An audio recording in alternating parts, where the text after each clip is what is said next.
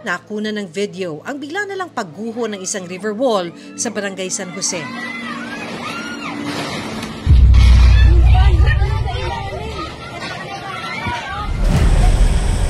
Maya-maya pa, nagsimula ng lumagasa ang malakas na agos ng tubig mula sa gumuhong pader. Hindi po, nabiyak po yung pader!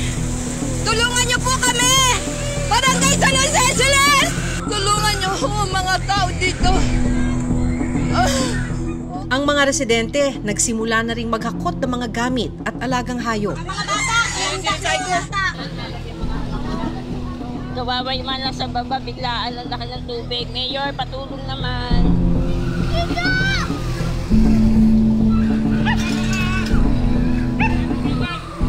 Malalim na. Sa ilang lugar, umabot ng lampas tao ang tubig. Tumamay pa ako.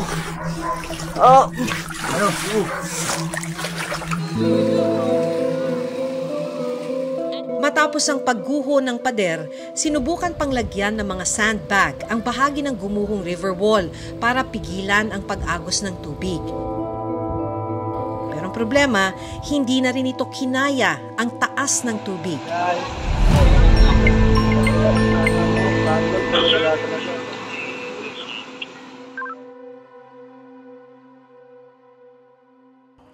Sa bahagi kung saan nilagay ang mga sandbag, dating nakatirik ang bahay ng isa pang residente na si Teresa Abasola.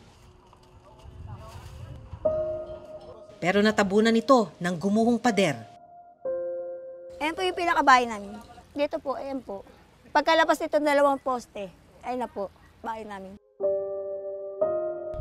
Hindi raw malilimutan ni Teresa ang nangyari sa kanila nung araw na yon. Dito po kami dinagsa ng anak ko. Hanggang doon sa makalarating ako, buti na lang nakahawak din ako. Patay na rin ako.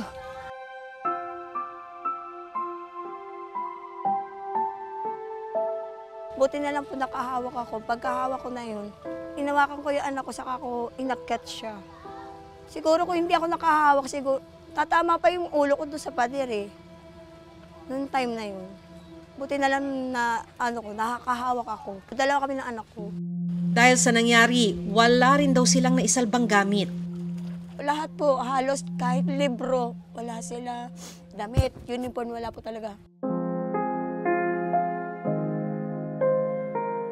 Wala ka napipundar ng last year. Tapos ito na naman, ganito naman nangyari.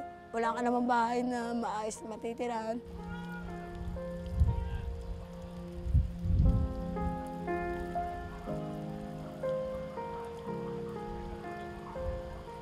Ang malungkot, 2 sa mga alagang aso ni Teresa ang namatay.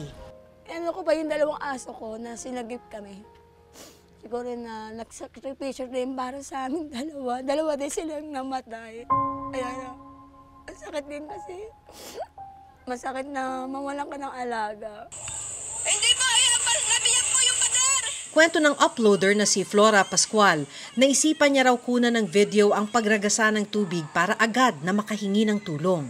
Tulungan niyo po kami! Nabiyak po yung pader dito! Naawa ako sa mga kapitbahay namin, sa mga tagalooban. Alam ko maraming naperwisyo. Inuna ko pong magsalita sa kanila para po maging aware sila na papasok po yung tubig. Buksan niyo pa ni Aling Nena! Pero dahil sa bilis ng pangyayari, wala raw silang naisalbang gamit. Hoy mga tagalooban sa Siles! Magsipagan na po kayo ng gamit niyo! Nabiyak po yung pader! Yung aso? Tulungan niyo po kami! Nabiyak po yung pader dito!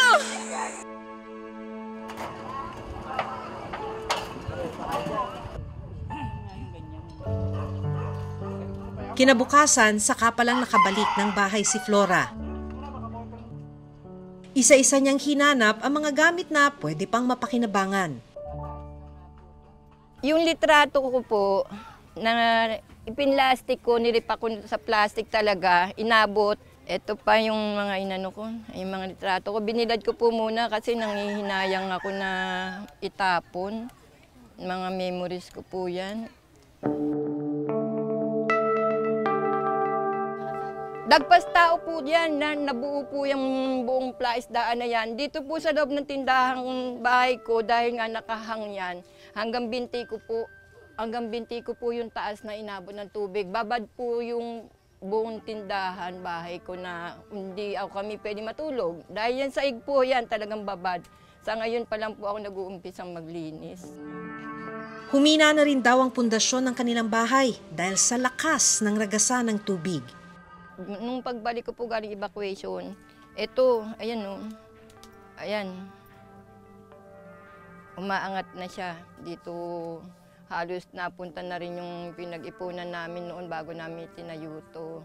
Kaya nangihinayang din ako kung babaklasin.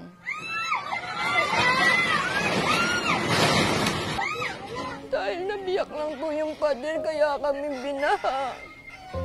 Kahit sinasabi nila wala daw may kasalanan. Merong may kasalanan. Pansamantala silang pinatuloy ng Navotas LGU sa evacuation center habang nagsasagawa ng clearing operation. Bali lahat na po na affected na area po na na-evacuate po namin dito is umabot na 75 family po. Naka-alarm po ang aming barangay sa ganyang sitwasyon na kung ano po pwede mangyari.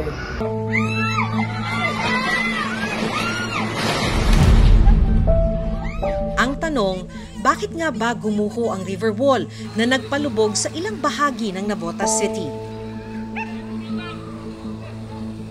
Yung color blue na yon ay bahagi ng Tangos Navigational Gate. Di lang natin nakikita ngayon dahil sira, kaya't nasa ilalim ng tubig. Ang pinakamahalagang papel nitong navigational gate ay inaangat ito pagka high tide para maharang yung tubig galing sa dagat na papasok sa komunidad at magdudulot ng pagbaha. Pero sabi ng Navotas CDRRMO, noong May 12 nitong taon pa, sira itong navigational gate. Kaya ang nangyayari, hindi na nila makontrol yung pagpasok ng tubig tuwing may high tide o may bagyo. At dahil tumaas yung tubig sa ilog, hindi kinaya ng river wall yung pressure ng tubig. Kaya gumuho ito na nagdulot ng malawakang pagbaha.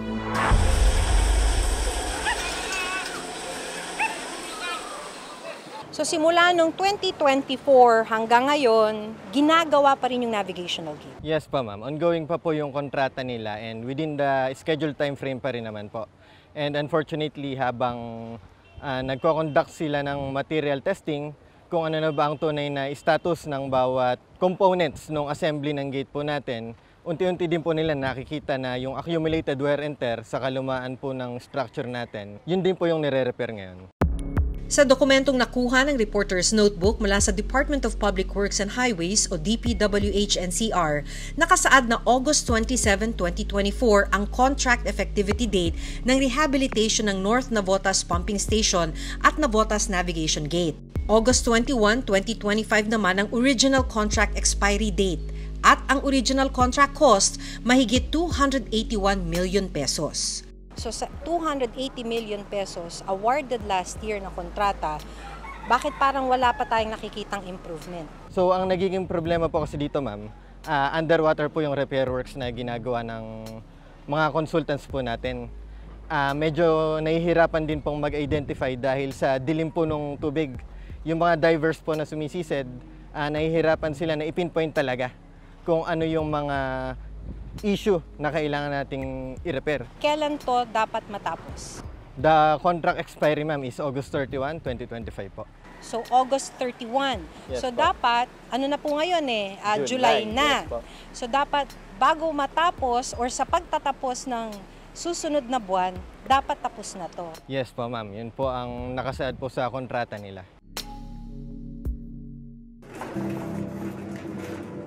Nito lang July 1, sinimulan na ng City Disaster Risk Reduction and Management Office o CDRRMO ng Navotas City ang demolisyon sa mga bahay na naguhuan ng river wall. Dahil maituturing ng danger zone ang paligid ng river wall, hindi na pinapayagan ng Navotas City na muling makabalik ang mga residente rito. Ang pinabalik lamang yung mga malayo sa bakod kasi hindi sila maapektuhan kung gumuho yung pader. Pero sa gitna ng demolisyon, hindi maiwasang maging emosyonal ng residenteng si Luz Viminda habang naghahakot ng mga gamit. Wala talagang nakuha. Ubus lahat, was out. Gamit ko yan pero walang papakinabangan, lahat yan labahin. Yung lahat ng radyo ko, lahat ng mga ano ko, pati rep ko, lahat durog. Unang tinibag ang kanyang bahay na halos 1 dekada na raw nilang tinitirhan. Masakit po, masakit sa masakit eh. Pwede naman po ako lumipat, basta't meron lang po malilipatan. Yung natitirang 4, hinahanapan po namin ng marerelocatean. Maaari hong in-city, pwede rin hong off-city. Pero kailangan ho namin mailipat. Ang kumpanyang nagmamay-ari naman ng gumuhong Riverwall, nakikipagtulungan na raw sa Navotas City LGU para muling mapagawa ang pader. Nakausap naman namin yung ating mga may-ari noong spillway. Aayusin nila yung buong bakod ng buong kabuuan para hindi na ulit bumigay.